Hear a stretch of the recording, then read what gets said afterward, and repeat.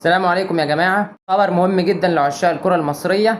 لاعب شاب من وادي دجلة بيخوض تجربة أوروبية في واحد من الأندية الدوري الأسباني. النهاردة هنتكلم عن تفاصيل فترة المعيشة اللي هيقضيها حمزة شاهين نادي أوساسونا الأسباني.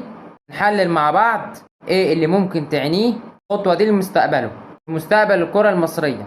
قبل ما نبدأ ما تنساش اللايك والاشتراك وتفعيل زر الجرس واللايك. الأول بس نعرف مين هو حمزة شاهين. حمزة شاهين هو مدافع في فريق الشباب وادي دجلة، موهوب وبيتميز بالقوة البدنية والهدوء تحت الضغط، رغم انه لسه صغير في السن. انه قدر يثبت نفسه كواحد من ابرز العناصر في قطاع الناشئين. وادي دجلة طبعا معروف انه بيهتم جدا بتطوير المواهب، وده يمكن السبب الرئيسي اللي خلاه يفتح الباب قدام لعيبة لتجارب احترافية في الخارج.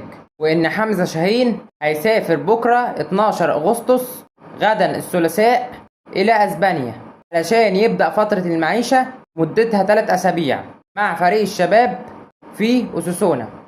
الفترة دي هتكون فرصة للاعب علشان يتأقلم على طريقة اللعب الأوروبية، يعرض إمكانياته على مدربي النادي الأسباني. أوساسونا نادي قوي في الدوري الأسباني ويتمتع بسمعة طيبة في تطوير اللاعبين.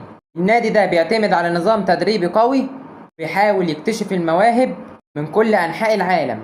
لو حمزة قدر يثبت نفسه خلال الفترة دي ممكن نشوفه بيكمل هناك أو يفتح باب انتقالات لأندية أوروبية تانية.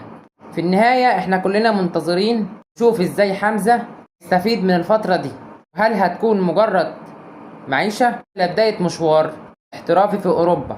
شاركونا رأيكم، ما تنساش بقى اللايك والاشتراك وتفعيل زر الجرس، وشكرا على المشاهدة.